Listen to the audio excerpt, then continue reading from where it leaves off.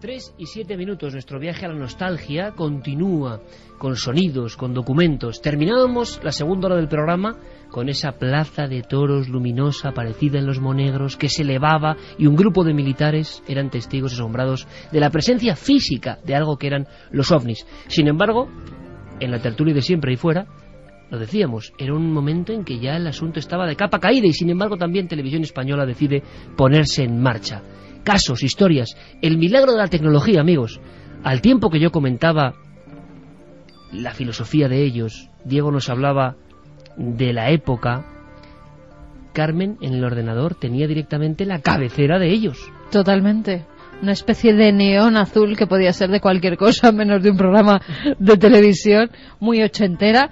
Eso sí, y como con esa especie de un ovni de neón, platillo volante que iba dando luces, que no sabía si era una peonza o era un platillo volante de verdad, una cabecera de las de antes, muy curiosa. Y bueno, las imágenes que televisión se hacía en la época, con fotografías directamente, lo que ha cambiado la tecnología en este tramo de tiempo, tan poquito tiempo. Lo que había era un entusiasmo absolutamente feroz. ¿Y casos? ¿Qué tipo de casos? Pues por ejemplo en Huelva, año 72, recogido tiempo después para esta serie de Ellos, la demostración, primero, de la gente llana del pueblo, desde agricultores a pilotos, desde médicos hasta artesanos, todos pasaron por esta serie que intentaba hacer radiografía de un fenómeno en España. Pero es curioso, porque en el Castañuelo, Huelva, Diego, se hablaba de parálisis de animales y hombres. Exactamente, además que nos recuerda al famosísimo caso de Valensol, ¿no? De Maurice Mas, ocurrió algo parecido. Esto que vamos a escuchar ocurrió, como dices, en Castañuelo, en Huelva, en diciembre de 1972. El protagonista era Juan González Domínguez, un hombre de campo, un pastor que en su trayecto desde Aracena a Castañuelo, en un paraje conocido como Los Barrancos, de repente un ruido, un objeto extraño y nada más y nada menos que un rebaño paralizado. El 15 de diciembre de 1972 tuvo lugar en esta zona solitaria de los llanos, a 4 kilómetros de Aracena y 2 aproximadamente de la aldea del Castañuelo, un hecho realmente insólito. Lo protagonizó Juan González Domínguez, un pastor de 52 años, que, bueno, él mismo nos lo va a contar. ¿Qué ocurrió ese día? Pues ese día ocurrió que estaba yo por ahí con el rebaño, cuando oí una explosión en la carretera, miré y vi de que se aposó un objeto. Y entonces las cabras dieron media vuelta, se pusieron mirando para mí, y un perrito que yo tenía también con ella. Yo me quedé mirando para el objeto hasta que el objeto voló otra vez. Estaría como 2 minutos. ¿Cómo era ese objeto? ¿Qué forma tenía? El objeto era cuadrado. Cuadrado.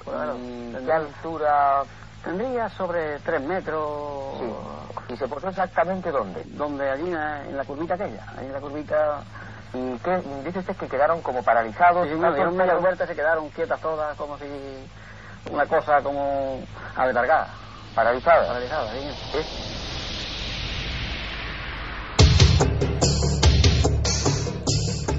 Y lo más curioso, de los testigos más humildes, y no por ello quizá más alejados de la realidad, hay que decir que también fueron hasta las máximas autoridades gubernamentales, y lo veremos.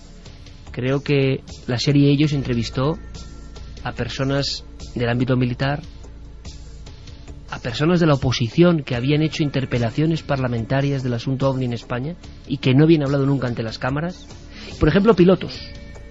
Me contabas, Javier, un dato, que nuestro amigo Enrique de Vicente fue clave para la recopilación de casos de pilotos que por vez primera hablaban ante una cámara de televisión española. Así es, él se dedicó, Enrique de Vicente, quien años más tarde ocuparía el lugar del fundador y director de la revista Año Cero, se dedicaría durante muchos meses a la búsqueda y captura de muchos de los pilotos que después irían apareciendo en esa serie. Tanto es así que cuando se lanzó Año Cero, muchos años más tarde, en 1990, el número 1 de la revista llevó como dossier de portada Pilotos y OVNIs en España. Fue un artículo que yo escribí siendo muy joven y que comencé a recopilar y a investigar a partir de las notas que Enrique de Vicente tenía sobre aquellos pilotos que había entrevistado en 1984 para la serie de Fernando. O sea que surgió una raíz, un germen importantísimo. Casos detectados por el radar, Diego. Sí, además que en el anuncio de aquel primer número de Año Cero se entrecomillaba parte del testimonio que vamos a escuchar ahora. Pertenece a Antonio Miralles, por aquel entonces comandante y capitán del Ejército del Aire, que el 21 de marzo de 1979, mientras pilotaba un DC-9 de Aviaco, fue testigo de cómo un objeto ovalado brillante era captado por el radar, se dividía en tres e incluso fue alertado el Centro Interceptor de la Defensa de Torrejón. Se lo contaba a Juanjo Benítez. Efectivamente, los dos tripulantes que íbamos en cabina de vuelo vimos un uso, por llamarlo de alguna manera, color blanco, mate, no brillante, a nuestra izquierda del avión y, como ocurre siempre en estos casos, dimos información al control, que estamos en aquellos momentos de aproximación de Madrid y siguiéndonos en radar. El control, al cabo de breves segundos, nos confirmó la existencia de un eco primario en su pantalla y en la posición con respecto al avión que nosotros le estamos diciendo, que para sorpresa suya y nuestra se estaba adaptando su movimiento al movimiento del avión, y con la particularidad que todas las anomalías eran refrendadas en cada momento en conversación directa y instantánea con la pantalla de radar. Casos de una magnitud física que asusta. Ahí estaba el radar dando buena cuenta de una persecución a un ovni. Claro, es que ahora es poco comprensible, yo creo, el impacto en la España del 84 de un piloto vestido, comentando, o sea, con su traje reglamentario en ocasiones, comentando estas cosas de una forma natural, que lo habían vivido, que había incluso informes. Por cierto, Carmen, si alguien recuerda la serie Ellos, vamos a ver si hay personas que recuerdan el paso en Televisión Española de esta cosa tan concreta. 10 episodios que fueron fundamentales y que tienen su reflejo también en libros como Televisión Española Operación OVNI. Un grupo de periodistas con medios, por vez primera se puede decir, persiguen el fenómeno e intentan saber qué es. Testimonios tan vivos como el de una mujer en pleno corazón de Huesca, Monte Pusilibro. Están habiendo una serie de apariciones y entonces el resplandor, el fulgor de esa especie de nave, algunos hablaron de nave nodriza, era tan fuerte, el impacto era tan tremendo en la población, que veréis qué fuerza tiene esto. Una mujer con su hija escondiéndose bajo la ventana de una torre de pisos, porque ahí arriba hay algo. Y vi que salía uno y otro y venían hacia aquí, a una velocidad tan vertiginosa que le dije: hija, vámonos. Nos metimos dentro de casa, apagamos las luces y cerramos la puerta. Y entonces nos quedamos así un poco cohibidas las dos. Y me dice mi hija: pero mamá, ¿por qué estás temblando? Y digo: oye, es que tú no lo has visto. Y dice: no, muy bien. Pero entonces nos metimos dentro con las luces apagadas, estuvimos un ratico así. Luego nos asomamos por la ventana esa y por estos árboles no podíamos ver nada. Luego nos venimos a esta y al venirnos a esta vimos que ya la nube grande, o sea, el cacharro ese grande que era como dos platos, uno boca abajo y otro así hacia arriba y un poco alargados, se metían por la montaña esa y con un destello enorme de luz. Voces de un fenómeno, voces de una expectación, Diego, voces de una población española que, si bien es cierto que se alejaba del tema ovni porque había menos casos, caramba, recuperar estas historias de los años 70 finales eran brutales, incluso tocando todo tipo de fenómenos en diferente cercanía. Primera fase, una observación en el cielo; segunda fase, posible aterrizaje, incluso huellas físicas de la presencia de estos objetos en el terreno. Y también hay tercera fase. También hubo personas en ellos que contaron a las cámaras su visión de seres, Diego. Sí, señor, como lo que ocurrió en el 1 de julio de 1979 en Sangonera la Verde, en Murcia, un caso que recordábamos no hace muchos meses en esta temporada de Cuarto Milenio. En aquel caso 4 jóvenes observaron pues un potente foco luminoso sobre un monte y junto al objeto algo más, que es lo que vamos a escuchar. Se encontraron huellas, como dices, se encontraron hendiduras, y Antonio Guirao, el mismo que le contaba todo esto a Nacho Ares muchos años después, en 1984 lo contaba para Televisión Española a JJ Benítez. ¿Y sabéis por qué es importantísimo este testimonio? Porque cuenta exactamente lo mismo. Exactamente. Creo que es Fernando quien interviene en la conversación, por lo menos en algunos fragmentos. Es cierto. Es Fernando Jiménez del Oso con Guirao, Y es muy importante, y Diego lo ha traído muy bien, porque quizá algunos amigos que comparten Radio y Tele recuerden que Nacho volvió sobre los pasos de esta historia, sobre las huellas de la aparición de un gigante extrañísimo en Sangonera. El testimonio es idéntico. 31 años después. Las personas han cambiado mucho y España ha cambiado mucho en 31 años, pero la expectación, la fuerza con la que lo contaban era idéntica, como si en la gente que de verdad ha visto algo incomprensible se quedase algo en el cerebro y en el alma que es difícil de imitar. Guirao, atentos al sonido porque no es óptimo, pero tiene una fuerza tremenda. Es un chaval de apenas 16 años, 18 años en aquel momento, y cuenta como ven a un tipo gigantesco, como con un traje parecido al de los motoristas, que después de emitir una serie de ruidos le sale al paso a un grupo de chavales en Sangonera la Verde, año 79. Pues sentimos ruido y nos quedamos allí sentados los cuatro, cuando de pronto baja, el fichaje ese baja abajo al camino. ¿Una persona? Sí. Pues baja el camino, hasta se lo tocó coger una moto y se marcharon. Se esperaron más abajo, estábamos nosotros más abajo, y nos quedamos yo y mi primo. ¿Y tú lo viste de cerca? Sí, a 7 metros de mí. ¿Cómo era? Grande. ¿Qué altura tenía? 2 metros y casi medio, aproximadamente. ¿Cómo iba vestido? De vestido, de ahora más así, como si fuera un motorista con su traje entero, completo. ¿De color? De color negro.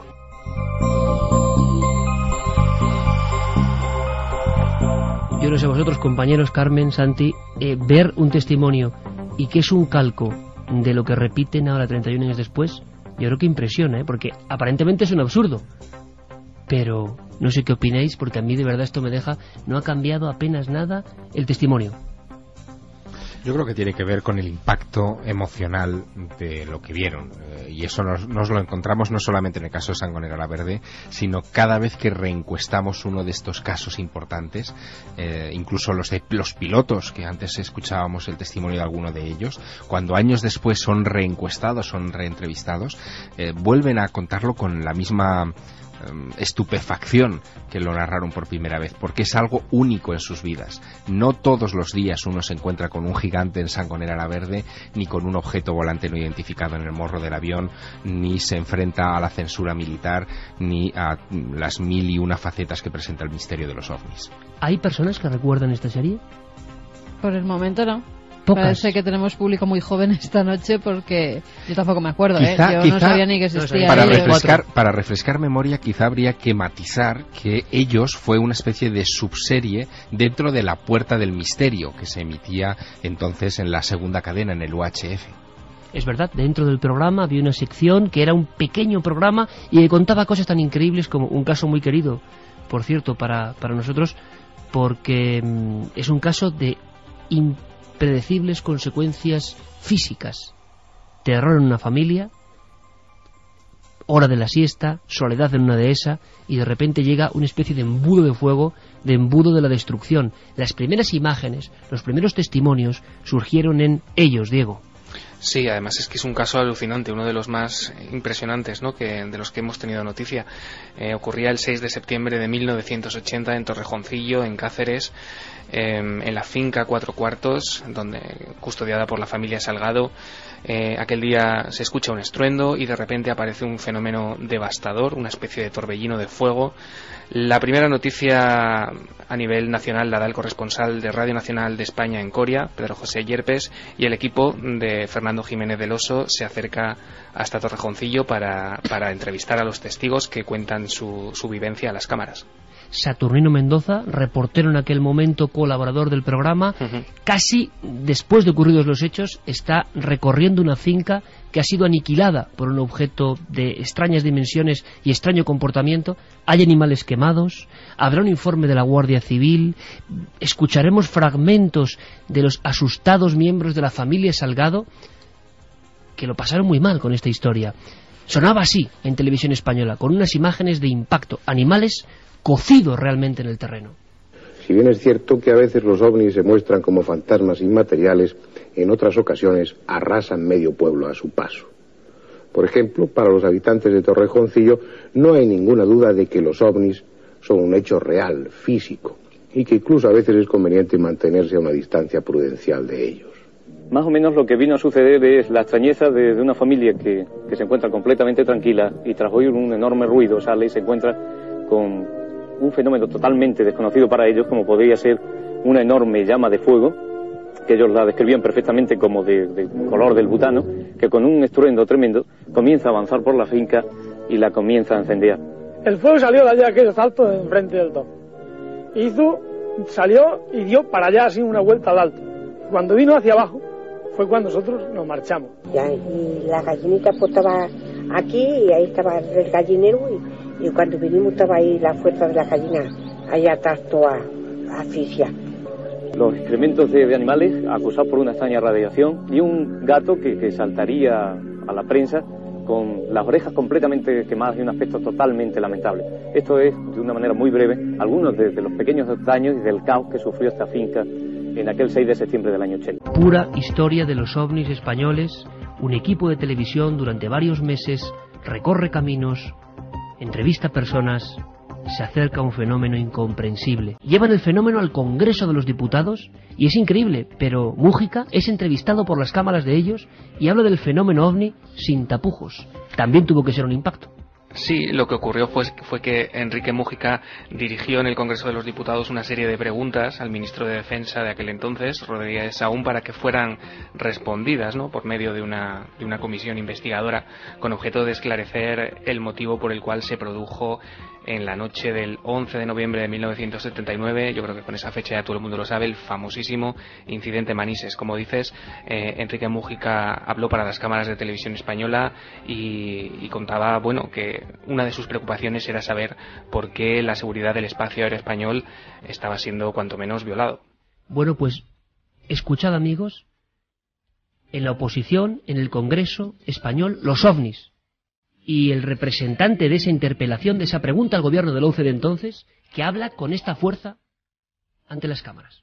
El espacio aéreo español, lo mismo que cualquier espacio aéreo de países importantes, está surcado por determinados elementos, determinados objetos, determinados tráficos, que no se sabe su origen, que no se sabe su destino, pero que vulneran la seguridad necesaria. Yo no trato de buscar explicaciones irracionales. Creo que esos objetos de tráfico es de enorme precisión técnica, que por tanto hay una causalidad y que hay... Ellos fueron 10 capítulos, la duración, yo no recuerdo ahora, Diego, si era media hora o una hora aproximadamente. Era una hora. Una hora, o sea, 10 horas de filmaciones, de grabación ovni. Una pequeña, gran joya, creo que jamás repetida en nuestra televisión. Pues sí, ¿sabes por qué se llamaba ellos, Iker? ¿Por qué? Bueno, aparte de la reminiscencia clara, ¿no?, a los platillos volantes y a los seres extraterrestres, ya sabéis que a Fernando Jiménez del Oso le encantaba el cine de terror, el cine de ciencia ficción, y ellos remite a una de las más destacadas películas de ciencia ficción de los años 50 que dirigió Gordon Douglas. Quizá haya tenido algo que ver en el título de la serie. La serie, muy poco conocida para el gran público, que pasó en televisión española en 1984 y que nos dejó un grupo de voces, de sonidos que son parte de la historia. Y aquí lo que hacemos es reconstruir la historia para seguir aprendiendo. Diego Marañón, muchas gracias, amigo, hasta la próxima aventura. Un placer, Iker, hasta luego.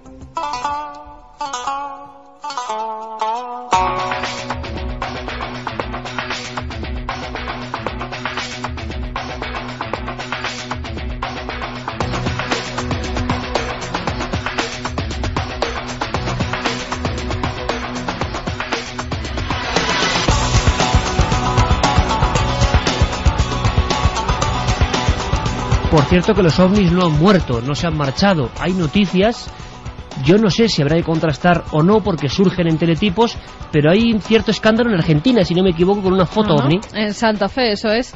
Un reportero gráfico, Gastón Garnier, un chico de 26 años, pues se encontraba el 10 de diciembre tomando una serie de fotografías de una especie de orquesta que iba a tocar en la plaza de Venado. Él empezó a probar su cámara mientras esperaba a que se reuniera todo ese grupo folclórico. Iba a haber un eclipse y empezó a probar con la luna, con su objetivo. Disparó varias fotografías y en la quinta de ellas aparece una especie de Y, como con dos luminosidades a los lados. Esta es la fotografía. La gente que la veía dice que en un principio, cuando está tomando las imágenes, que no es consciente, que no la ve. Pero la gente a la que se la enseñó decía que era una fotografía muy rara. ¿Y qué hace él? Pues por internet la manda a la Goddard Space Flight Center de la NASA. A los 2 días le contestan y literalmente lo que le ponen había sido, que esa fotografía había sido sometida a varios filtros y que se había determinado que era original, auténtica y que no había trucos de ninguna naturaleza. Es más, dice, me notifican también que el 13 de diciembre de 2010 otra imagen igual había sido tomada en Abrantes, en Portugal, y a la misma hora en la que él hizo esa fotografía en Argentina. Claro, ha faltado tiempo para que los periodistas de Argentina hablen de la NASA certifica una foto OVNI. Claro, lo que pasa que en este documento la NASA en ningún momento habla de objeto volador no identificado. Dice que es una foto que no está trucada, pero es que puede ser cualquier cosa. Ahora, es que puede ser... Qué gran lección también nos están dando a nuestras instituciones en este país. Yo estoy seguro que mandamos una fotografía al Ejército del Aire o a cualquier otra institución y se pierde. Exactamente. Allí contestan todos, sí, en Estados Unidos. Gran Luego lección. Cuando desclasifican los documentos se ve que a todos le contestan lo mismo, pero por lo menos contestan. Vías de contacto, mensajes, quizá haya más personas del entorno del Reina Sofía, epicentro indiscutible esta noche del misterio, que quieran contarnos su particular historia. Por cierto, que me soplan por aquí que quizá aparezca un curioso personaje ahora. Hace mucho tiempo que no sabemos de los amigos de Santi. Pero claro, me ha mandado una información Santi, así, me la ha dejado caer, como hace él. Bueno, antes vamos con mensajes, que luego después cuando vienen a visitarnos los amigos de Santi no puedo ni hablar. Así que vamos con Juan, que nos dice que trabajó en Reina Sofía, que nos puede asegurar que varios compañeros, incluido yo, pedimos el traslado, aunque fuera la última obra a las afueras de Madrid. Ahí hay algo. Saludos, amigos del misterio.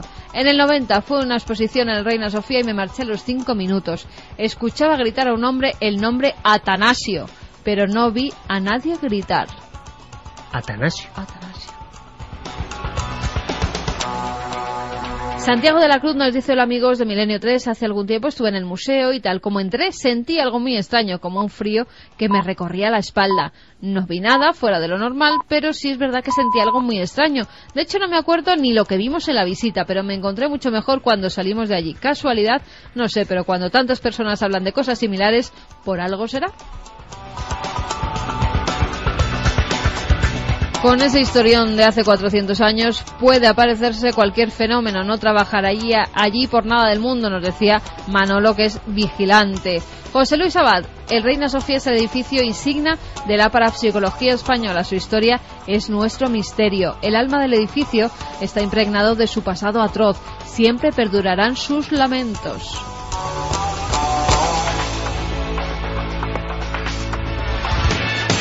He visitado Madrid muchas veces, pero solo una, el Museo Reina Sofía, y tuve que salir del edificio a la media hora. ¿Cuánta gente comparte esta visión, no? Qué curioso. No he vuelto a sentir una náusea similar. Victoria desde Montevideo, no sé si habrá apariciones, pero cuando fui el año pasado no me sentí a gusto. Es más, no lo recorrí completamente. Me daba una atmósfera muy, muy rara allí. Es un lugar intrigante. Pero es curioso, chicos, porque da la sensación de que está escribiendo gente, incluso de otros países, que ha estado puntualmente en Reina Sofía y que igual no conocían la historia que había detrás. Y ahora quizá interpretan su sensación, ¿no? Nos dicen también Eva Garzú, que trabajó en el servicio de limpieza durante 3 años y siempre en el turno de noche. Nunca he pasado tanto miedo como en el Reina Sofía. Sé que allí hay algo raro, pero nunca he sabido cómo explicarlo, sobre todo en la parte antigua. Pues agradecemos muchísimo a estas personas y con nombre y apellidos quizá quieran colaborar con este trabajo para recuperar la esencia, ¿no?, de la verdad, lo que hay ahí. Gracias, porque sabemos que cada paso para romper el silencio con el tema del misterio es un paso de valentía. Jackie nos dice que a su marido le operaron allí con 10 años en el año 55 y dice que vio una monja que estaba en su habitación rezando, y al comentárselo a otra monja le dijo que allí no había ninguna monja tal y como la había descrito ese niño. Una monja quizá vestida con un traje más antiguo, por lo que intuyo. Nos preguntaba Carmen de Málaga si es verdad que también está allí el espectro de una niña que llama a su madre. No hemos sabido de ello, la verdad. ¿Es verdad que Ataulfo predijo una desgracia a uno de los vigilantes jurado y al poco murió un familiar de este vigilante? Nos preguntaba Férez. Eso no, lo que hemos sabido es alguna tragedia terrible, ¿verdad? Como esa escena que a Santiago Camacho le impresiona especialmente, del jefe de cámaras, y parece que hay grabaciones. ¿Dónde están esas cintas? Sería otra historia de conspiración española, ¿no? Ese sería un auténtico expediente X. Las cintas perdidas de Reina Sofía. Pues a lo mejor hay algún armario ignífugo con su llavecita, no digo en el propio museo, sino en otro centro oficial, donde quién sabe si están esas grabaciones de vídeo. Luis González nos dice, estando de visita allí, las sensaciones de una gran intranquilidad, como si hubiera alguien que te vigilara. Solo de recordarlo se me eriza el cabello, indescriptible. Encarni de Lucena dice que no se puede edificar en todos los sitios, ni utilizar los edificios sin saber su historia, que luego ocurren estas cosas. Manuel, que es vigilante, que está custodiando una instalación que él solo, y que impresiona. Mensaje típico de vigilantes, pero están ahí atentos, ¿eh? Impresiona oír el programa de hoy a oscuras y solo con su linterna. Bueno, ¿por qué no entonces damos otro giro más? Sí. Y hablamos, quizá no él tenga que sonar el piano, ese piano majestuoso, ese piano que muchas veces nos trae la conspiración, nos trae los documentos que nadie cuenta.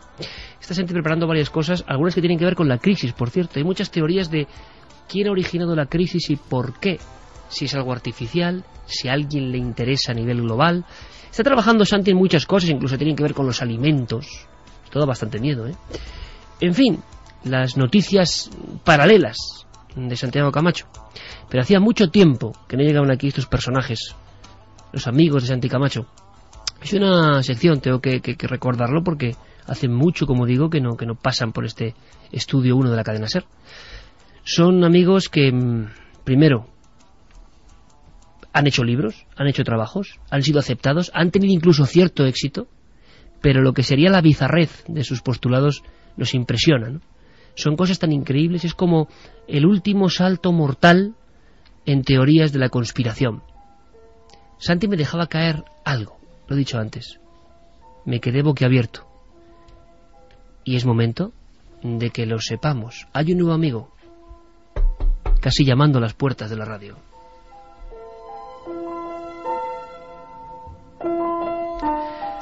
Pues sí, que hace unas semanas, unos meses ya, hablábamos en estos mismos micrófonos sobre la muerte de John Lennon, sobre esas vigilancias a las que le sometía el FBI, sobre la peculiar personalidad del propio Lennon, de su mujer y de su asesino, Mark David Chapman, pero nos faltaba un personaje y nos faltaba un elemento fundamental que afortunadamente vamos a recuperar ahora.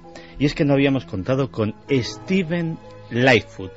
Es que ya tenemos, ¿no? ¿No te das cuenta, Javier? Yo creo que tú no has asistido en vivo nunca a un amigo de Santi. La fuerza, ¿no? La fuerza del propio nombre. Del siempre, testimonio. ¿Sabes? Es que el propio nombre lo ves en la portada de un libro y ya dices, este tío es serio. ¿Cómo se llama? Steven Lightfoot. Steven Lightfoot es... decíamos de hablar de periodistas y de investigadores de pura estirpe. Steven Lightfoot es de una raza aparte. Vive en un pueblecito que se llama Helena, en Montana, trabaja en la hostelería y cuando tiene un rato coge una furgoneta blanca que tengo ahora mismo delante la fotografía, que con rótulos como "La verdad del asesinato de Lennon", "Tú has sido lavado, tu cerebro ha sido lavado, infórmate", y diversos mensajes parecidos por todo lo largo de la furgoneta, pues recorre el país con su libro La verdad sobre el asesinato de Lennon, que no es muy grande, tiene unas 25 páginas, perdón, es que aquí ya empezamos con esto, pero que en ese... Es un panfleto. Sí, tampoco lo cobra muy caro, son $5 de nada. O sea, por Hay una cosa que es curiosa, Santi, que así como Dani, quien era hostelero y con el viejo Volkswagen fue repartiendo copias de Recuerdos del Futuro y tuvo éxito, Lightfoot sigue un poco el ejemplo. Efectivamente, o sea, es el mismo patrón, y es que Lightfoot ha llegado a destapar un complot y una verdad asombrosa en torno al asesinato de Lennon, porque él ha trazado un triángulo mortal. Los 3 personajes que conspiran para asesinar a John Lennon son Richard Nixon, Ronald Reagan y sobre todo el brazo ejecutor, Stephen King.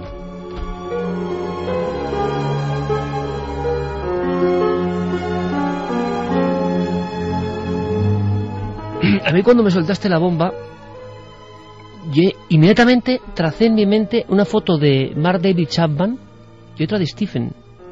¿Hay cierto parecido? No, hay muchísimo parecido, que es lo peor del asunto, y sobre todo en esa época de las vidas de ambos, en los que las gafas, el peinado, la cara incluso eran sumamente parecidos. Pero habría 25 millones de norteamericanos parecidos. Sí, pero solamente Stephen King había vendido su alma al diablo republicano para tener éxito en los libros, y en ese momento ellos le habían pedido el precio, y el precio era la vida de John Lennon. Bueno, perdona Santi, perdona Javier, pero Lightfoot no es ningún tonto, o sea, genera una historia. Por cierto, no es ninguna novela, claro, pero es real. Pero Stephen King podría escribir una novela a partir de estos mimbres. No, Stephen King lo conoce de sobra. Primero porque en la propia página web de Stephen King y en los foros de la página web de Stephen King hay 2 hilos, por lo menos que yo conozca, abiertos sobre el tema, en los que se debate y en los que, bueno, administradores y moderadores de los que se sospecha que uno es el propio Stephen King, pues más o menos dan su opinión sobre la historia en cuestión.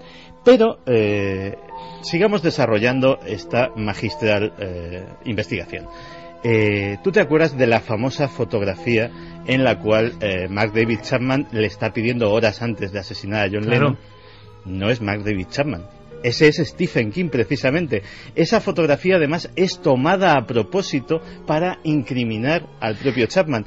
Y él hace un análisis de la cara de Chapman, la cara de King y la cara que aparece en la fotografía. Compara gafas, compara rasgos faciales, peinados y tal. Y intenta demostrar de manera inequívoca que no es Chapman. Hablamos de la última foto de John Lennon, precisamente. Efectivamente, esa última foto. Entrando en el Dakota y aparece como una sombra por detrás Mark David Chapman, una foto impresionante. Esa es. Y Lightfoot, en su libro de 25 páginas, hace una especie de CSI de esa foto. Sí, y su teoría del día de autos es la siguiente. Mark David Chapman no llega a pisar el edificio Dakota. O sea, la persona que dispara contra John Lennon es Stephen King. La persona que es detenida leyendo El guardián entre el centeno es Stephen King. Y es en la comisaría cuando un pobre perturbado que han cogido para comerse el marrón, dicho coloquialmente, de este asunto, que es Mark David Chapman, es sustituido por el propio Stephen King. Dan el cambiazo, pero vamos a ver, Santiago. Aquí hay más. Son los amigos de Santi. Javier, tú no lo entiendes. Intenta reflexionar con los amigos de Santi. La conspiración tiene un límite, ¿de acuerdo? Y en España lo estamos viendo también, con ciertos personajes. En Estados Unidos es glorioso. Sí. O sea, y este no se llama Donald. O sea, sí, porque habría que explicarle a Javier que entre los amigos, pues por ejemplo, el psiquiatra que dice que sigue tratando a Elvis, por ejemplo, y muchos personajes de la conspiración tienen una curiosa, es como otro triángulo mortal. Sí. Casi todos se llaman Donald. Es, vamos, se podrían llamar Donald o otro nombre que empieza por P que tú y yo sabemos y que no me atrevo a mencionar. Sí. Pero sigamos con esto. Stephen King da pistas en sus libros, y otro capítulo de este extenso libro de Lightfoot pues está dedicado a desglosar cómo Stephen King en sus novelas se regodea de lo que ha hecho y va dejando claves ocultas. Un momento, Santiago, o sea, yo creo que he comprendido ya este asunto. Esto es una broma de Stephen King. Posiblemente, pero no. Lightfoot existe y da vueltas con su furgoneta por todos los lugares de Estados Unidos. Porque es verdad que tiene pinta de que Stephen es capaz de crear esto. Parece una creación de Stephen King. Santi, hay foto de este hombre. Hay foto de este hombre, ahora mostraremos. Pero, más aún, Stephen King le ha confesado a Lightfoot la verdad. ¿Cómo? Por carta. Claro que él no usaba su nombre, sino que firmaba esa carta como Dennis C. Lee. Nadie sabe por qué. Sí, son las cosas de este tipo de conspiranoicos. Lightfoot se convierte en Dennis C. Lee, sin más. Stephen King se convierte en Dennis C. Lee para amenazar a Lightfoot, confesarle la verdad, matar a su padre, al padre de Lightfoot, en un accidente de avión que le sirve de advertencia. Y, claro, ¿cómo sabe Lightfoot esto? Porque la letra de Dennis C. Lee y la letra de Stephen King son virtualmente idénticas. Ha hecho análisis caligráfico. Por supuesto, o sea, estamos hablando de un tío meticuloso. Con lo cual, pues digamos que muy por encima, porque insisto que una obra de tal extensión es difícil de resumir, pues tenemos la teoría. Pero la genialidad de Lightfoot va más allá, porque Lightfoot en su página web abronca a sus lectores y les dice, bueno, más que abroncar a sus lectores, abronca a sus no lectores, porque dice que vuestra apatía os hace cómplices de esta atrocidad. Comprad mi libro, son solo $5. Y no solamente contento con eso, incluso solicita públicamente un filántropo que le apoye para llevar a Stephen King a los tribunales, con lo cual promete que ganará como poco en cuestión, el filántropo en cuestión, $5 millones el primer año. Es el cálculo que ha hecho de lo que pueden sacar de todo este asunto. Pero me he dado cuenta, Santi, que en algunos de los personajes que has traído de cuando en cuando, que han vagado por esta galería, repito, todos reales, todos con libro publicado. Y con furgoneta. No, todos no, pero había otro, que no me acuerdo cuál era, otro que decía, su eslogan en internet era muy sencillo, era ¡Ey! Si son solo $9.95. Efectivamente. Había uno de ellos... era Eric Orión, que decía, compra mi libro, son solo $9.95. Eso era muy grande también. Bueno, yo creo que con todo esto podemos dejar zanjada la historia de Stephen Lightfoot, uno de nuestros personajes para la galería de amigos. Pero preferidos, ¿eh? Pero, o sea, para el top lo describe la foto, 5. que si no la gente no se va a creer que existe este personaje. No, es muy sencillo lo que está haciendo Javier Sierra ahora mismo. Sí. Declara en Google ya, Stephen Lightfoot, que recibirá miles de visitas a partir de ese instante. ¿Cómo deletreas el apellido, por favor? Lightfoot. Lightfoot es un apellido relativamente común en Estados Unidos, así que pues se pone Stephen Lightfoot, Stephen King, y ya te salen unas cuantas páginas al respecto. Impresionante historia. ¿Y Stephen no parece haberse dado por aludido. En los foros de la página web de Stephen King sí se dice, el señor King sabe de esta historia y está al tanto y no le da ninguna importancia, pero nada más. Pero este hombre es un genio, o sea, tiene un dominio que se llama Lennon Murder Truth, o sea, la verdad sobre la muerte de Lennon, ¿no? Impresionante. Es la realidad también que ha permitido Internet, la conspiración, personajes maravillosos, sinceramente. Estamos imaginándolo con su furgoneta. ¡Ey! ¿Cómo es? No estés adormilado, aprende la verdad. No, te han lavado el cerebro, infórmate. Un nuevo mito a partir de esta noche. Stephen Lightfoot. Regresaron, lo pedían muchos amigos, los amigos. Solo Santi Camacho puede estar en esos hilos, siguiendo la pista de estos personajes. Hombre, y descomprimiendo un poco. Stephen King, algunas imágenes. Es igual que Mark David Chapman. Si yo lo pensé. O sea, si es que. Y yo soy un gran admirador, como aquí todos creen, de Stephen King. Ha cambiado bastante. Pero es que la cara es la misma que Chapman. Estaba un poquillo más. Más rollizo. ¿no? Más rollizo. Bueno, vamos con efemérides. Vamos también a correr un tupido velo sobre la increíble historia de Lightfoot. Efemérides, tal día como hoy, un día de abril como hoy, pasaron, es que me están sorprendiendo ahora con una foto a traición de Lightfoot, no puede ser. No es Lightfoot, es Stephen King. Ya nadie sabe, o sea, ni es Lightfoot, ni es Stephen King, ni es David Chapman, es triángulo mortal. Vámonos con efemérides, ocurrió tal día como hoy.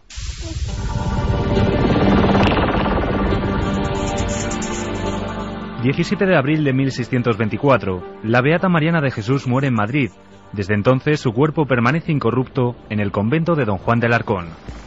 Sangre y aceite emanan de su piel que parece viva. Y un olor dulce hace desvanecer a todo el que los visita. Dicen que muchos de estos cuerpos llevan años o incluso siglos con esta vívida apariencia. Muchos creyentes creen que son un milagro de Dios. 17 de abril de 1790, fallece el prolífico Benjamin Franklin, más conocido por ser el inventor del pararrayos. Domesticó al rayo y construyó la primera batería del mundo. Creó un instrumento que inspiró a Mozart, una moneda a prueba de falsificadores y una estufa capaz de combatir los inviernos más fríos. Este padre fundador fue uno de los grandes científicos de su época y un inventor cuya visión sigue brillando hoy en día.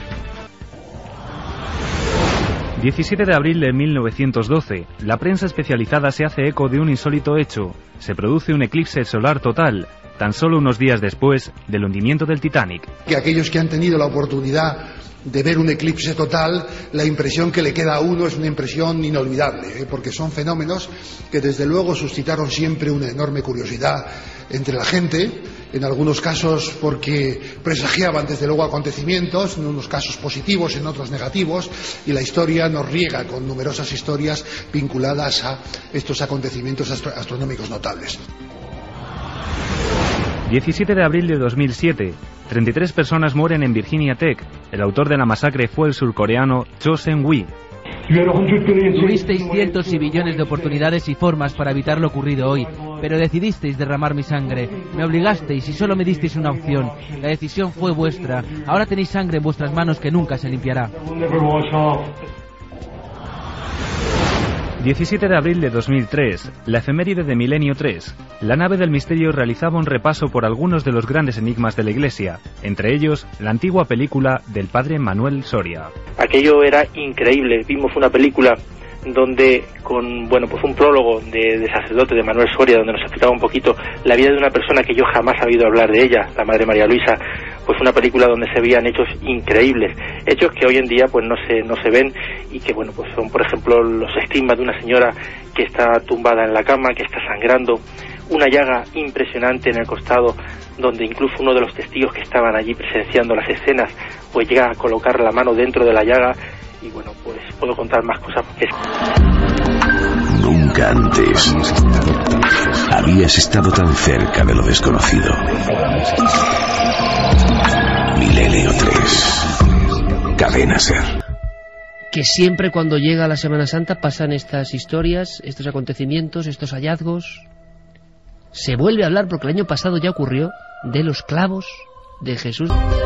Y siempre hay un personaje por en medio, que es Sincha Jakobovic, que es un periodista que en esta ocasión, después de haber buscado en Jerusalén la tumba perdida de Jesús, que dio a conocer con un gran hallazgo, pues ahora dice que Caifás fue enterrado con los clavos de Jesús y que los ha encontrado en la tumba de Caifás. Caifás es un personaje que viene en los evangelios como la persona que entregó Jesús Caifás a los romanos. Eso es. Dicen que después se arrepintió y entonces, al ser enterrado, guardaron 2 de los clavos de Jesús y que le han enterrado con ellos. Esta es la hipótesis que lanza. ¿Y los muestra? Los muestra. Dice que los arqueólogos que encontraron esta tumba pues no le dieron importancia a ninguno de esos clavos, pero que él cree que su familia los metió dentro de su tumba para decir que se arrepintió al final de ese error que había cometido y que al final se había convertido. O sea, los guardó como reliquias, incluso exactamente. Él. Opinión rápida, compañeros, pero siempre en estas fechas, y Jacobovici siempre rondando. Yo creo que ha dado un giro mortal en su carrera y en su credibilidad. ¿Giro mortal? Sí, porque al saltar con esta historia una vez más, coincidiendo con una Semana Santa, tratando de impulsar un documental que es el que realmente está detrás de esta operación, de estas declaraciones, lo que está haciendo es... de la crucifixión, exacto, lo ha llamado. Lo que está haciendo es retirar la credibilidad también en sus acciones anteriores. Con James Cameron hizo, por ejemplo, El Éxodo descifrado, que estaba bastante bien, pero que claro, llegaba como documental ficción, de alguna forma, dicen algunos. Pero luego vino La tumba de Jesús, que es fuerte, Talpiot, se queda en nada, porque el asunto se queda en nada, y ahora los clavos de la crucifixión. Pensemos que él es judío y que la figura de Jesús le pilla como un poco, en fin... Hay quien habla de campaña, Javier, interna. Exacto, un poco de rondón, y quizá lo que ha intentado es ir minando la credibilidad de ciertas creencias del cristianismo. Por lo tanto, yo me lo tomaría, casi como una broma. Santiago, pero es cierto que la repercusión y difusión para el documental luego hace que consigan beneficios, siempre, ¿no? Ya te digo, antes de la Semana Santa, cuando las noticias, las páginas de cultura de todos los periódicos del mundo, se quedan huérfanas de nuevas informaciones, y inmediatamente estas se cuelan y ocupan un protagonismo que yo creo no merecen. En cualquier caso, esto empieza a ser la reedición del negocio medieval de las reliquias, y es que no olvidemos... En forma televisada. Sí, en forma mediática y virtual, como no podía ser menos en esta época. Y es que sigue siendo una realidad que yo creo que con los maderos de la cruz y los clavos de Cristo que hay repartidos por el mundo, pues no te voy a decir que un gran barco, pero por lo menos un bote de cierto tamaño se podía construir, y ahora vienen más clavos todavía para ello. Vamos con vuestros mensajes, con vuestras pistas, con vuestros datos y opiniones.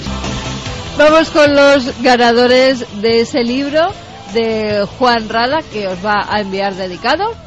Javi desde Burgos, que nos decía, aunque Burgos sea una tierra con mucho misterio, la gente siempre esquiva estos temas, pero aquí habéis conseguido conquistar a un burgalés y sois culpables directos de que ahora estudie criminología. Pues oye, un libro mucha suerte para que aprendas mucho de Juan Rada para ti. Bueno, la semana pasada en Cuarto Milenio hubo unos cuantos burgaleses y pura cepa de Eco del Sol para tanta gente que lo está pasando mal, con muchas apreturas. Y para Yuna, una nueva seguidora que nos está escuchando con sus papás. Nos lo contaba su mamá, que es Gloria. Nueva seguidora. Nueva milenaria llamada Yuna. Pues un programa un poco fuerte, ¿eh? Menos mal que luego se habrá reído con Santi Camacho. Me imagino que sí. Mañana nosotros desembarcamos, pero en la televisión, en Cuarto Milenio, como siempre, como cada domingo. Gracias por toda vuestra fidelidad. Santiago Camacho, maestro, un abrazo muy grande. Un abrazo muy grande. Gracias por esas risas, que vienen muy bien en estos tiempos. Seguro que a mucha gente le han reconfortado. Javier, hasta la próxima aventura. Como siempre digo, mucho éxito con el Ángel, que continúe sobrevolando los cielos literarios españoles. Mañana en Zaragoza. Mañana con los mañicos. Mañana con los mañicos. Pues sí, ahí estarán seguro seguidores del programa. Caramelos de Semana Santa. Esos ladrillos, Zaragoza. Mañana nos vemos en muchas Cuarto historias Milenio, en Cuarto Milenio. Y historias de fantasmas también, es curioso. Sí, es curioso. 10 y 12 minutos, 31,1 grados en el exterior de la Gran Vía. Un día además repleto de emociones de todo tipo. Madrid lleno de manifestaciones, de aglomeraciones de gente.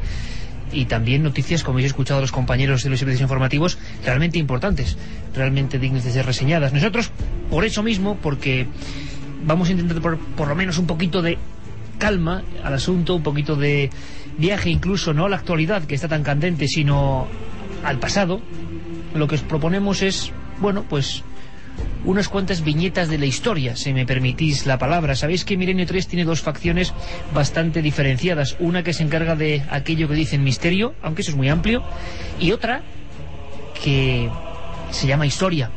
Milenio Historia fue un concepto que inaugurábamos hace poco. Como bien has dicho, Iker era un marino natural de la villa de Huelva, en el condado de Niebla. Tenía un navío pequeño en el que llevaba de España a las Islas Canarias algunas mercancías. También solía ir a la isla de Madeira y de allí volvía a nuestro país cargado de azúcar y conservas. En uno de esos viajes, un temporal le llevó hasta una isla que hoy se piensa pudo ser Santo Domingo.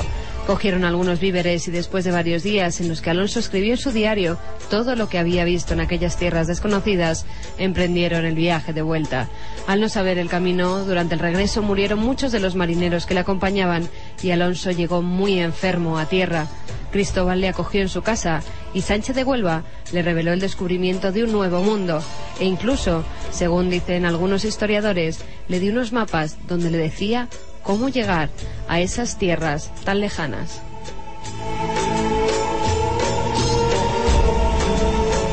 Auténtico enigma viviente en su época. Alonso Sánchez de Huelva, el marino desconocido. Hay incluso diversos estudios que hablan de que pudo ser un piloto o un prenauta vizcaíno. Otros hablan de una persona, un pescador canario. Es decir, esto se ha convertido en leyenda, en absoluta leyenda. Pero hay datos y es sorprendente acudir a los hechos y escritos de personas completamente ortodoxas que defienden la teoría del marino desconocido. Es decir, cuentan, bueno, Colón, hay una cosa que no se conoce mucho y es que Colón hizo un libro que era sobre profecías, es muy curioso. Se puede consultar en cualquier biblioteca, aunque desde luego no es lo más célebre de su obra.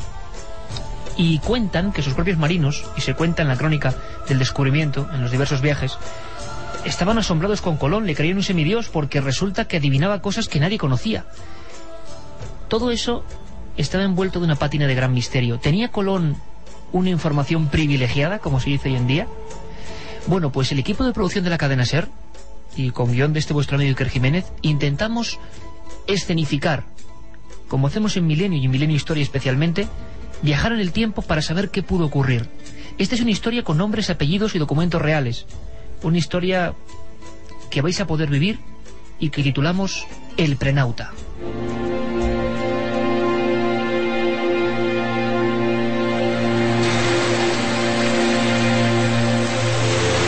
Mucho antes de la gloria y la inmortalidad, mucho antes de que se alzasen esculturas en las que se señalaba con el dedo índice hacia un nuevo mundo, mucho antes incluso de su primer viaje, el mercader Cristóbal Colón veía atardecer en las playas desiertas de la isla portuguesa de Porto Santo.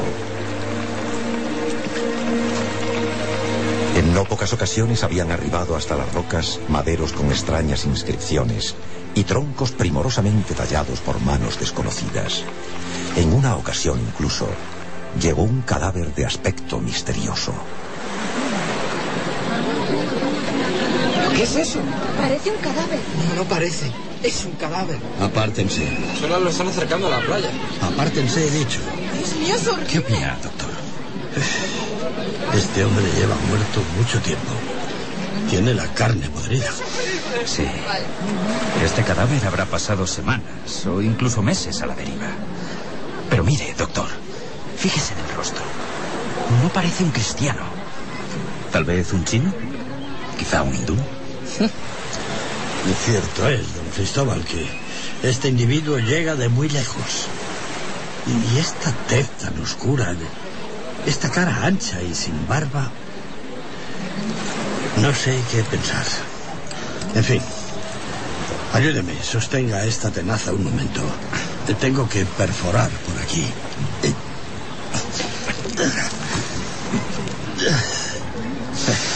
Es curioso.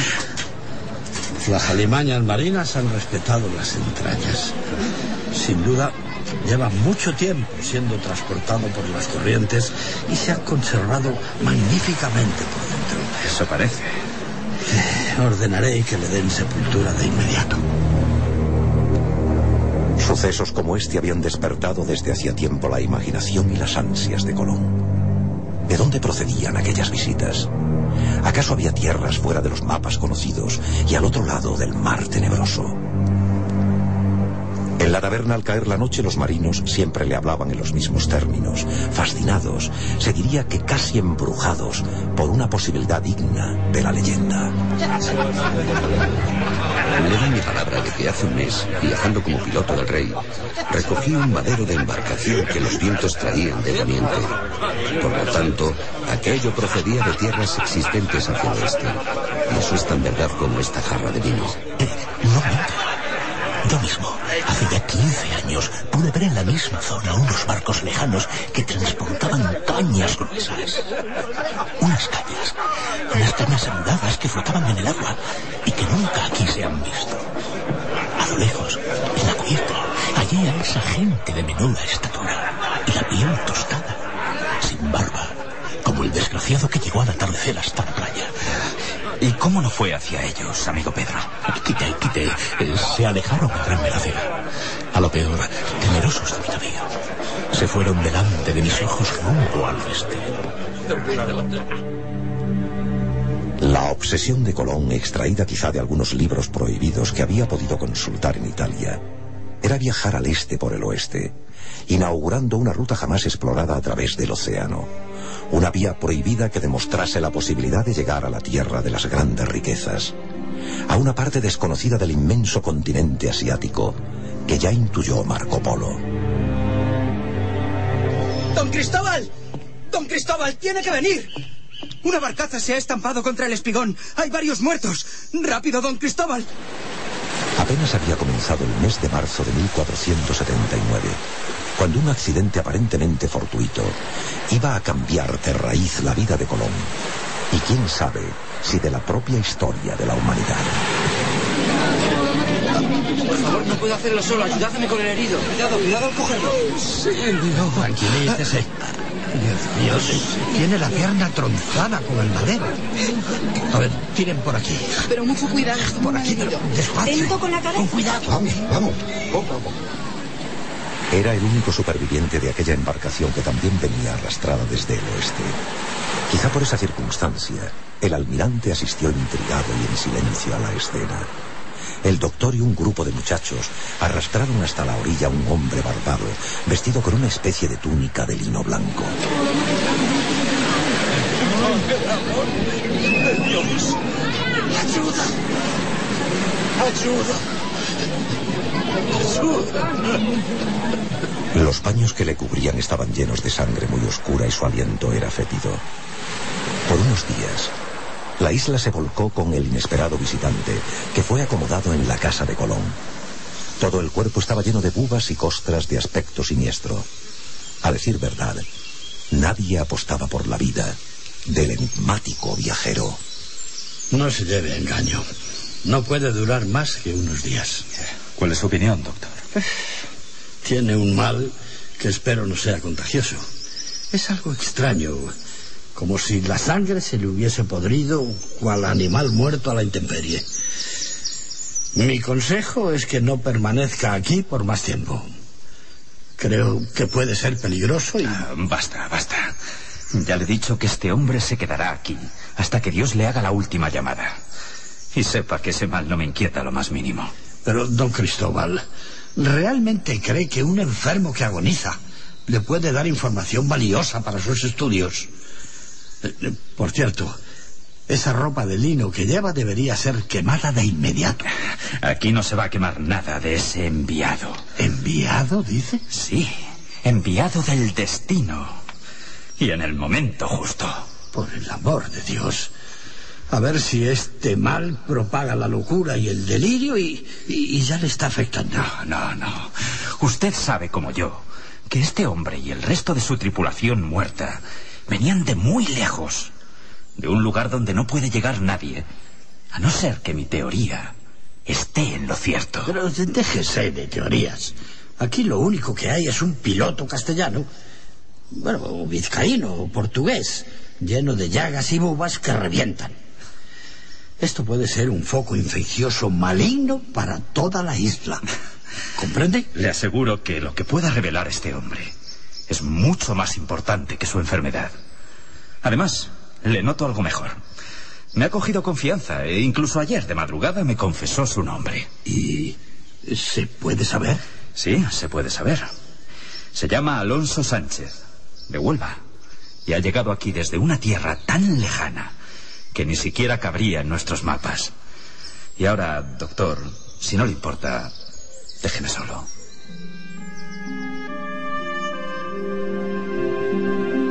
A la luz de las velas y durante casi una semana, los dos hombres hablaron en secreto encerrados en el torreón. Uno de ellos, con el rostro cadavérico y postrado en la cama, y el otro, ansioso, apuntando todo lo que salía de la boca de aquel hombre. Amigo Alonso, trata de recordar. Me hablabas de la gran tormenta. Vamos, haz un esfuerzo. Íbamos cargados de frutas y maderas, navegando por el Golfo de Guinea. Y entonces el cielo se convirtió en un infierno. La mar, quizá enfurecida por nuestra codicia, nos fue llevando hasta un territorio desconocido para nosotros.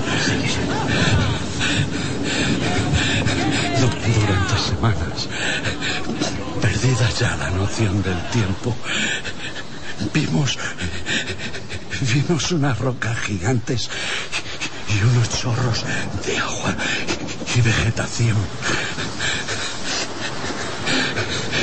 Y allí hincamos las rodillas. La mayoría ya habían muerto de frío y hambre. Calma, Alonso, calma. El extremo de Asia, sin duda. ¿Y visteis a sus gentes? ¿Y las casas con techos de oro macizo? Perdone, pero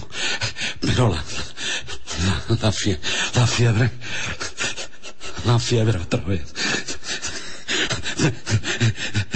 Deme un poco de beber, don Cristóbal. Tranquilo. Tengo que beber. Apiádese.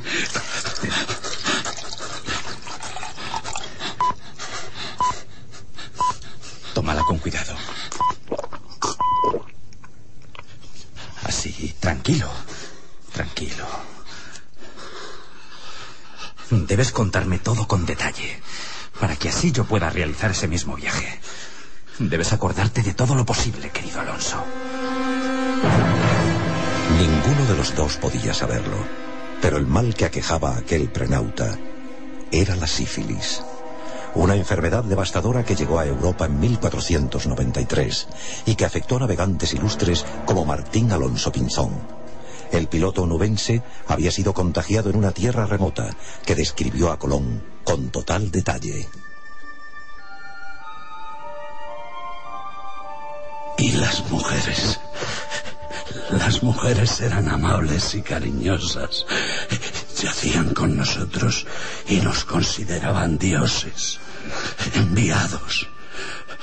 Hasta que empezamos a sentir este dolor y nuestro cuerpo se recubrió de granos y bultos. Calma, Alonso. Así que entonces es cuando decidí regresar, aprovechando de nuevo los alisios. Antes habíamos encontrado una mina de oro y vimos las casas de caña y hablamos con los habitantes de esa tierra mediante señas. ¿Y cómo eran? ¿Cómo eran ellos? En verdad no se parecían a los chinos, ni a lo que nos han contado de los asiáticos. Eran otra cosa, otra raza. Ya. Eso obedece, amigo Alonso, a que es la parte más alejada y, por norma, la fisonomía de estas gentes debe ser completamente distinta. Sí, así lo he leído yo en la cosmografía de Ptolomeo.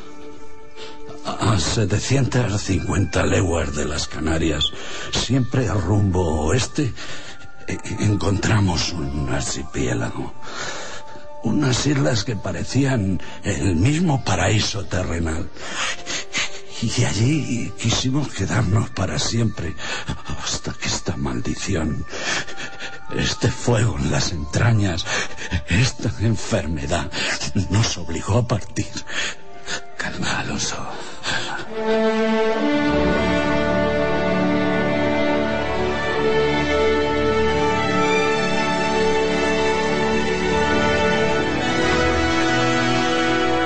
Su tozudez por iniciar este viaje ha valido más que todas las recomendaciones de mis consejeros, don Cristóbal. Le felicito. No sé qué nos llegará de esas tierras, si el oro que me promete o más problemas. Lo único cierto es que le deseo que Dios le acompañe en esta desconcertante aventura. Habían pasado 13 años y en la Granada recién reconquistada, Isabel y Fernando firmaron las capitulaciones de Santa Fe, por las cuales el antaño fracasado navegante se convertiría en almirante de la mar océana. Se rubricaba así un poder casi infinito en todas las tierras que fueran descubiertas. Un poder y una gloria que jamás aquel hombre hubiese soñado. Almirante, hay algo que no me resisto a preguntarle de nuevo. Usted dirá, Alteza. ¿Cómo se puede tener un conocimiento tan preciso de valles, minas, montañas y ríos de un lugar en el que nadie ha estado jamás? A día de hoy nadie sabe qué contestó Colón. Nadie sabe si le habló de aquella lejana visita de un moribundo en las playas de Porto Santo, o si le enseñó el puñado de pergaminos con mapas y dictados de aquel hombre barbado. Nadie sabe siquiera si aquel prenauta fue enterrado en la isla o arrojado de nuevo a lo más profundo de la mar, de donde llegó. Lo único cierto es que al pisar su carabela y al ordenar izar las velas, dispuesto a iniciar una de las grandes gestas de la humanidad, alguien vio cómo Cristóbal Colón besó disimuladamente un trozo de tela blanca de la que jamás hasta el día de su muerte se separó. Un trozo de lino blanco con 3 manchas de sangre oscura a modo de secreto amuleto.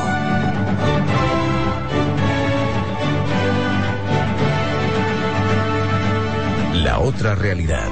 Fenómenos extraños. Misterios sin resolver. Milenio 3. Hasta las 11, ya sabéis que nuestro horario habitual es de 1:30 a 3 los viernes y de 3 a 4 de la madrugada los domingos, para quien sea nuevo en esta plaza. La plaza de la historia, del conocimiento. Qué bonita historia, Carmen, la de Alonso Sánchez de Huelva, el marino desconocido, y Colón, con ese trocito de lo que fue al final la mortaja del propio marino desconocido. Una historia fascinante. Yo he aprendido mucho, fíjate, es que realmente hasta las biografías más importantes, más brillantes, tienen ese otro lado. A mí me ha pasado escribiendo Camposanto con Felipe II, por ejemplo. Un Felipe II, gran rey del cristianismo, y con toda ese viaje. Pues sí, ni más ni menos que la famosísima Atlántida. ¿Cuántos investigadores, cuántos historiadores la han perseguido con ahínco, convencidos por alguna serie de indicios de que no era una ficción, de que no era un mito, de que era real, de que estaba ahí, de que había que excavar, que indagar? Muchos además llegaron a ser despreciados por lo que es el establishment científico. Ya sabéis que muchas veces los buscadores, cuando sobre todo tienen ilusión y ganas, se enfrentan a muchos muros burocráticos. Pero un caso que abrió muchas facetas de ilusionarse con todo este asunto fue el de Schliemann. Schliemann puede que sea un personaje no muy conocido para la audiencia, pero que representa por sí mismo el empeño, la tozudez, y que a veces el que la sigue la consigue. Muchos científicos a veces todavía reniegan de él, ¿no? Porque no era arqueólogo oficial, pero sin embargo tenía la fe rotunda y absoluta, y la fe a veces es muy importante cuando uno busca una cosa. Él tenía la fe en encontrar la tierra de la Atlántida. ¿Quién es Schliemann, Carmen? Durante mucho tiempo se creyó que la guerra de Troya era una creación del poeta Homero, ya que no había pruebas escritas sobre esta civilización que él se encargó de describir. Sería un empresario alemán y arqueólogo vocacional, Schliemann, el que descubriría la ciudad de Troya. Con tan solo 7 años, su padre le leyó la Ilíada, y tras ver un grabado donde se dibujaba una ciudad tomada por las llamas, prometió que iría a Troya y sacaría a la luz las ruinas de las que hablaba Homero. Ya con más años, se embarca hacia Estados Unidos, pero naufraga frente a las costas holandesas. Entra en la empresa naviera Schroeder y de su sueldo gasta la mitad en comprar libros y pagar clases de idiomas. Llega a aprender 14 de ellos, entre los que se encontraba el turco. Esto le hace ascender en su posición en la empresa y llega a ser el hombre de confianza hasta que decide independizarse. Por fin, en septiembre de 1871, Schliemann, junto con 80 trabajadores, comienza a excavar buscando las ruinas de Troya en Isarlik, una montaña situada frente a la península de Galípoli. 2 años más tarde, después de encontrar restos de hasta 57 ciudades diferentes, aparecen los baluartes de 6 metros de la ciudad perdida, las mismas murallas desde las que el príncipe París vio avanzar a las tropas griegas que vengaban el rapto de Helena. El 14 de junio de 1873 hallaba el tesoro de Priamo, más de 8.700 objetos de oro, copas, jarrones, pulseras y una diadema elaborada con 16.000 piezas de oro macizo. Trasladó sus hallazgos hasta Grecia y se dedicó a difundir y publicar su aventura y descubrimientos, y continuó con la búsqueda. Descubrió la tumba de Agamenón en Tirinto, hizo más hallazgos, animado, puso rumbo también a México en busca de otro de sus anhelos, hallar la Atlántida, pero la muerte se cruzó en su camino, impidiéndole lograr otro de sus sueños infantiles. Sientes la necesidad de contactar con alguien del otro lado. Milenio 3, Cadena Ser. Nosotros a las 10:42 con 31 grados todavía, sobre el crepúsculo de esta nave, seguimos intentando conectar, pero con la historia, con el pasado, con lo más brumoso de esa maravillosa asignatura y realidad que es el pasado. Nuestro pasado, además, yo creo que a un nivel que todavía no conocemos, que no nos hemos reconciliado con él. Hubo culturas antiquísimas que quizás Schliemann pues se hubiera enamorado de ellas también, buscándolas. Él encontró Troya cuando toda la ciencia y todo el sistema le decía que era imposible. Hubo más casos como el de Schliemann. Hubo más buscadores que solo con, decíamos, con su fe, con sus ganas, con su investigación absolutamente independiente, intentaron encontrar algunas joyas del pasado. El caso más paradigmático que tenemos, no muy bien conocido, era ni más ni menos que el de los Tartesos. Se ha hablado mucho de Tartesos, de lo que representó, de lo que fue en las costas andaluzas, de lo poco que nos queda, de algunos tesoros que incluso fueron perdidos o rotos por algún agricultor. Hay algún caso realmente doloroso a este respecto. No se daba importancia a brazaletes, extraños símbolos, extrañas figurillas. Vamos a hablar de Tartesos y de un hombre parecido a Schliemann, además con apellido casi similar, Schulten, Alberto Adolfo Schulten, que fue un buscador hispano-alemán que estuvo aquí convencido de que los tartesos podían ser la Atlántida y que estuvieron en nuestras costas. Mira, Carmen, qué curioso, hace un año exactamente, nuestros compañeros de Cádiz de la cadena SER elaboraban esta crónica con una especie de noticia, de rumor, de comentario general que estaba ilusionando a la gente del entorno de esa región. Curiosamente, un año después tampoco sabemos nada. La anunciada investigación e inmersión de submarinos, los mismos además que descubrieron, por ejemplo, en el equipo viajante que descubrieron las ruinas del Titanic, bueno, pues los mismos iban a sumergirse en la marisma intentando saber qué demonios eran esos rectángulos y círculos, tal y como contaba la leyenda, que se sumergen en lo más profundo de esas aguas pantanosas. Vamos a recordar lo que pasaba exactamente hace un año. La clave gaditana de la Atlántida, la que ha reactivado las investigaciones en esta comarca, se encuentra en una fotografía vía satélite que ha difundido la cadena británica BBC y que investiga un grupo de expertos de la Universidad Alemana de Wuppertal. 2 grandes estructuras de planta rectangular enterradas en las marismas y rodeadas de grandes círculos concéntricos. Los restos se han identificado en la marisma de Hinojo, en las costas de Sanlúcar, muy cerca del Parque Natural de Doñana. Ya lo decía Platón cuando hacía referencia a la fabulosa civilización perdida y a sus templos rodeados de estructuras circulares de anillos alternos de tierra y mar.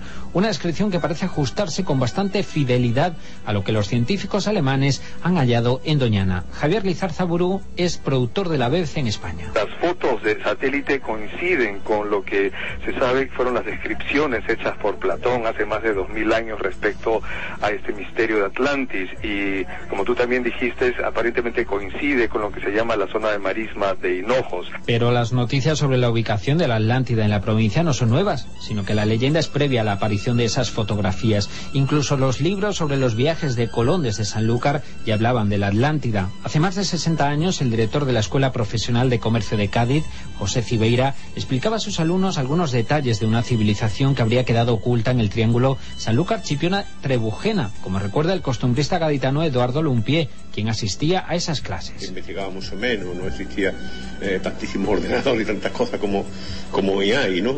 Pero claro, él siempre hablaba y había leído muchísimo. Incluso me acuerdo, ahora me recuerdo que hizo varios viajes a Inglaterra, porque los ingleses tuvieron siempre mucha cosa con eso de la Atlántida. Lo cierto es que también el sector hostelero de Sanlúcar se frota las manos, aguardando posibles nuevos visitantes para aproximarse a los secretos del continente perdido, algo así como lo que ocurre en el lago Ness. Eso sí, la noticia ha provocado ya algunas alertas. Los ecologistas se han apresurado a reclamar medidas de protección antes de cualquier excavación arqueológica en Doñana. De momento, la Junta de Andalucía no ha recibido ninguna petición formal para trabajar en la zona, y también surgen detractores, los que consideran que la configuración geológica de las marismas hace poco probable que pueda haber restos arqueológicos enterrados. El debate está abierto sobre esas estructuras rectangulares rodeadas de grandes círculos concéntricos de Sanlúcar, porque si no es la Atlántida, ¿qué son? Estén pasando por esa zona, en la autopista muy próxima. Ahí hubo algo. Y nosotros, el equipo también de producción de la cadena SER, por supuesto, intentamos dramatizar otra escena, la que tuvo que vivir para algunos ese pobre diablo y para otros ese genio incomprendido.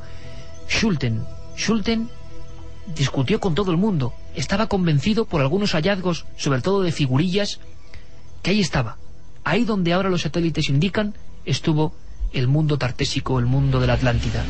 Quisimos visualizar cómo pudieron ser hace más de un siglo esas discusiones, esa fe, ese problema constante con el que se encontraba Schulten. Vamos a conocerlo.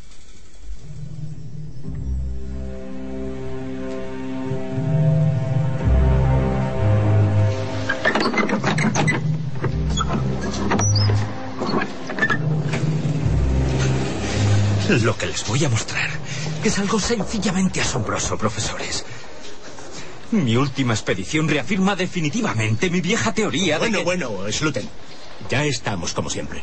No se aventure tanto, que eso solo lo hacen los necios. Unas pocas figurillas no pueden demostrar científicamente la existencia de ese lugar prodigioso que, según usted, existió hace miles de años. Comprenda nuestro escepticismo. ¿No opina usted lo mismo, don José? El profesor titular de Arqueología de la Universidad de Cádiz, Pedro Batavia, y el catedrático José Ruiz Arreche se miraron con gesto de complicidad. Era la enésima vez que les visitaba aquel hombre entusiasta y nervioso, cargado de cajas y fardos polvorientos. Corrían los años 20. Por desgracia, queridos amigos, la ciencia hace tiempo que no se calza las botas en los campos de excavación. Otro gallo nos cantaría si lo hiciera. Miren, aquí está. Miren esto. Díganme ahora mismo lo que piensan, por favor. La mano temblorosa del joven Alberto Sulten sostenía una figura de aspecto inquietante. Una especie de pájaro de bronce con cabeza de hombre, tocada con un casco reluciente. El rostro amenazante, con rasgos arcaizantes muy primitivos y unos ojos almendrados vacíos de pupilas. Interesante. ¿Una estatuilla fenicia, tal vez? Parece más bien algo etrusco. ¿Un diablo o un genio maligno? No. Ni fenicio ni etrusco, ni nada que se le parezca. Señores, saben bien que esta es la muestra viva de que en la zona costera al oeste de Cádiz se estableció hace 7000 años una civilización que... Basta. No estoy dispuesto a escuchar más tonterías. Don Adolfo, por favor, déjenos de suposiciones y conjeturas. Está más que demostrado por profesores competentes y titulados que en esas extensiones no pudo haber cultura tan primitiva. No sea usted esotérico, por favor. No se salga de la norma. Ustedes no han estado allí jamás. ¿Me equivoco? Hacer ciencia desde los despachos está muy bien, pero eso no explica la cantidad de restos de unos hombres y mujeres muy primitivos que nada tiene que ver con lo que la arqueología oficial nos cuenta. Hay que reescribir la historia. Lo que faltaba. ¿Insinúa acaso que hay otra arqueología además de la oficial? Me parece que peca usted de visionario, señor. Más le vale que deje aquí esas piezas y se retire a descansar por un tiempo prudencial. Ya, comprendo. Miren, no seré titulado como ustedes, pero inocente tampoco. Mis figuras se vienen conmigo. No me haga dar una referencia negativa de su estado mental. Tenga en cuenta que un escrito mío le puede llevar directamente a un lugar muy desagradable.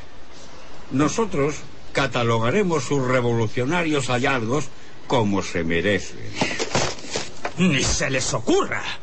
Esto es producto de mi esfuerzo, de mi fe en encontrar esa verdad que ustedes niegan. Son ustedes el freno para la verdadera ciencia. Apoltronados y enquistados, solo hablando de referencias lejanas. Atrofiados para la exploración, sin aportar nunca nada. Vacíos de sentimiento ante el descubrimiento. Pero ¿quién se cree que es usted para hablarme en ese tono? ¿Cómo osa dirigirse así a todo un catedrático?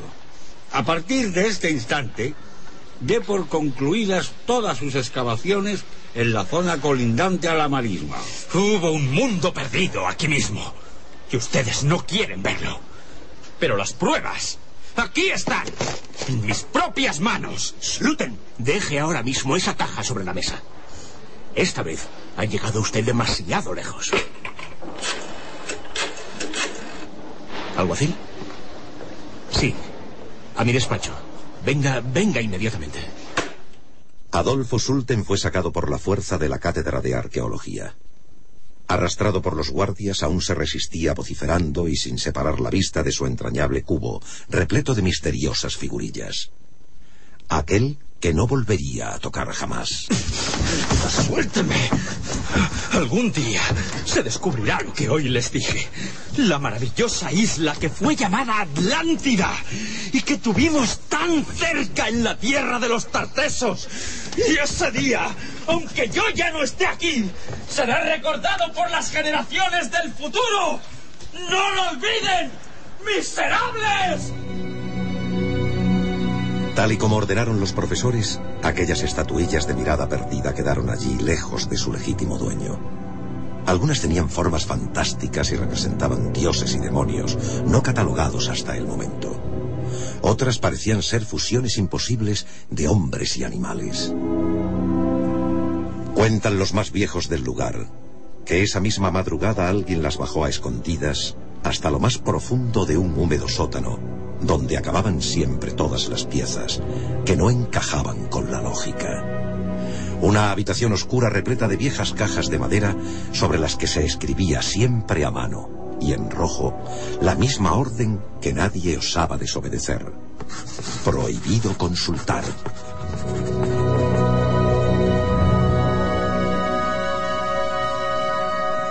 La otra realidad. Fenómenos extraños. Misterios sin resolver. Milenio 3. En la SER.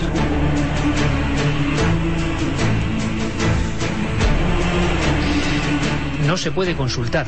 ¿Cuántas veces nos hemos topado con esa frase? Qué bonita interpretación del equipo de producción de la cadena SER, porque es muy instructiva en el sentido de que esas discusiones ocurren muchas veces en muchos ámbitos de la ciencia y de la investigación. Pero nos gustaría saber, al acabar este mini programa en torno a Milenio Historia, sobre todo la historia más antigua, ¿qué fue de los tartesos? Sobre todo muchos amigos andaluces se lo estarán preguntando ahora mismo, Carmen.